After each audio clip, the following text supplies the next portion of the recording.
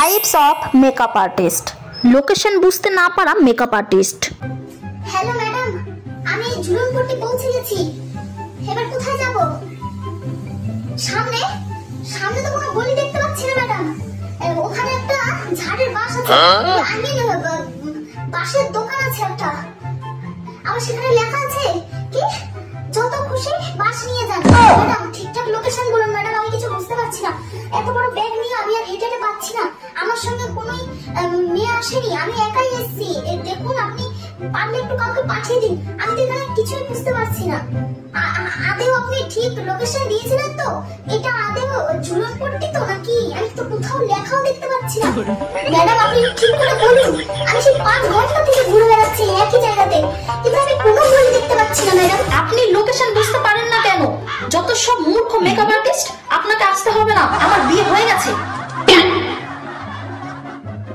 Expire makeup use করা makeup artist. দেখুন madam, আপনি আমার চেনা জানা বলেই কিন্তু আমি এত কম টাকায় রাজি হয়েছি, না হলে কিন্তু আমি কোনোদিনই এত কম টাকায় রাজি হই না। 50,000 বলেছিলাম, কিন্তু আপনারা 1,000 দিচ্ছেন, আর তাই তো আমি 10,000 বছর পুরনো মেকআপ দিয়ে আপনার শ্বাসটা কমপ্লিট করছি। দেখি এদিকটা একটুখানি দেখি। ব্যাস ব্যাস ব্যাস, জানেনই তো মেকআপের দাম কত বেশি, তাই না? এই তো হয়ে গেছে। টাইম মেনটেন করা মেকআপ আর্টিস্ট। হ্যালো, হ্যাঁ ম্যাম, কতক্ষণ লাগবে আপনার? আপনি সেই থেকে বলছেন আসছি, কিন্তু এখনো আসছেন না। আমি সেই 3:57 থেকে অপেক্ষা করছি, আর এখন 3:58 হয়ে গেল। আপনি কখন আসবেন ম্যাম? কাইন্ডলি এক্স্যাক্টলি টাইমটা একটু বলবেন আপনি? দেখুন ম্যাম, এতক্ষণ আমি অপেক্ষা করতে পারবো না, কারণ আমার আরো ক্লায়েন্ট আছে। আপনি তাড়াতাড়ি আসুন, না হলে আমার দ্বারা অপেক্ষা করা সম্ভব হবে না। আপনাকে তো সময় টাইম বলে দিয়েছিলাম, আর এখন এরকম করলে কিভাবে হবে বলুন? আপনি আমার এতটা সময় নষ্ট করে দিলেন। দেখুন ম্যাম, আমি আর অপেক্ষা করতে পারছি না। আপনার যা রিচুয়ালস আছে আপনি সমস্ত কিছু মিটিয়ে নতুন মেকআপ আর্টিস্ট খুঁজে নিন। আমার দ্বারা সম্ভব হচ্ছে না অপেক্ষা করা, আমি চললাম। হ্যাঁ, আমার মূল্যবান 1 মিনিট সময় নষ্ট করার জন্য আমি আপনাকে আর অ্যাডভান্সের টাকাটাও ফেরত দিচ্ছি না, ওইটা আমি নিজের কাছে রেখে দিচ্ছি। ধন্যবাদ, বাই। বড় বড় লেকচার মারা মেকআপ আর্টিস্ট। জানেন আম্বানি বাড়িতে যে বিয়ে হলো, বাড়ির বউগুলোকে তো সব আমি সাজালাম, আর নতুন বউটার যে লুকটা ছিল, যার এত প্রশংসা, সেই লুকটা তো আমি করে এলাম।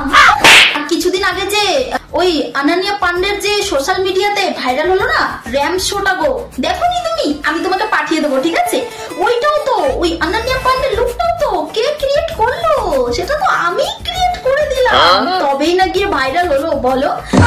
তোমাকেও কিন্তু এত সুন্দর সাজাবো, যত বলিউড হলিউডের অ্যাক্ট্রেস আছে না, সবাইকে তুমি একেবারে পিছনে ফেলে আসবে। তোমাকে এত সুন্দর সাজাবো, বুঝতে পেরেছো? দেখি,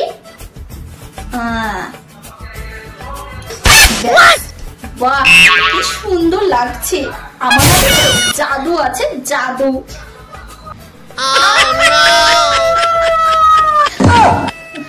বিরক্ত হওয়া মেকআপ আর্টিস্ট। উফ, এটা ঠিক করে বসুন না, আপনি এত নড়াচড়া করলে আমি আপনার মেকআপটা কি করে করবো বলুন তো? চোখটা একটু উপরে তুলুন। আরে চোখটা একটু উপরে তুলুন। আরে বাবা, চোখটা একটু উপরে তুলুন না। কিভাবে মেকআপ করবো বলুন তো আপনি যদি এত ডিস্টার্ব করে? নিন, ঠোঁটটা এবারে এমনি করুন। আরে এত জোরে জোরে না, একটু আস্তে আস্তে করুন না, এত বেশি তাড়াহুড়ো আপনার। আরে আপনি তাকালেন কেন? আইলাইনারটা এক্ষুনি পড়ালাম, পুরোটা ঘেটে দিলেন তো। ম্যাডাম আপনি একটু সুস্থভাবে বসতে পারছেন না? কলকাতা ঘেটে যাবে তো। আপনাকে আমি লাস্ট টাইম বলছি, নড়বেন না, চোখে লেন্স পরাবো কিন্তু। ম্যাম একটু বড় ফোন করেছি। না, কোনো ফোন তুলবে না, আগে সাজিয়ে নি, তারপর যত খুশি ফোনে কথা বলো। যত সব ভালো লাগে না আমার। হিংসুটে মেকআপ আর্টিস্ট। দেখুন ম্যাম, আপনার রিসেপশনে কিন্তু আমাকেই ডাকবেন, ভুল করেও কিন্তু আমার অন্য কাউকে ডাকবেন না প্লিজ। জানেনই তো অন্য সব মেকআপ আর্টিস্টরা আমার তুলনায় বেশি বেশি পয়সা নিয়ে নেয়, আর তো আর ভালো প্রোডাক্ট দিয়ে তো মোটেও মেকআপ করে না। আপনার মুখে রেয়াস উঠে যেতে পারে ম্যাম। জানেন তো ম্যাম, আমার একটা বান্ধবীও মেকআপ আর্টিস্ট, আর কি বাজে মেকআপ করে, আপনাকে কি বলবো। একদিন কি করেছে জানেন আমার সঙ্গে?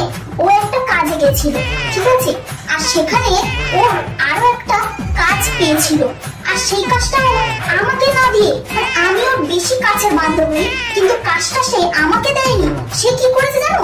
সে তার কোনো একটা চেনা জানা মানুষকে দিয়ে দিল। বলুন তো কেমন বিশ্বাসঘাতক করলো বান্ধবীটা। হ্যাঁ, বান্ধবী হয়ে বান্ধবীর উপকার করলো না। হ্যাঁ, আমি তো ঘরেই বসেছিলাম, আমাকে তো বলতেই পারতো যে ওর কাছে এক্সট্রা কাজ আছে, আমি তো চলে যেতাম। বলুন, আমি যেতাম না, কিন্তু হিংসা ম্যাডাম, হিংসা, হিংসা। আমি বাবা কারোর প্রতি হিংসা করি না। কাজ সবার কাছে সমান, সবাই করুক, সবাই এগিয়ে যাক, তাই না? বলুন তো। কিন্তু ম্যাম আমাকেই ডাকবেন তো।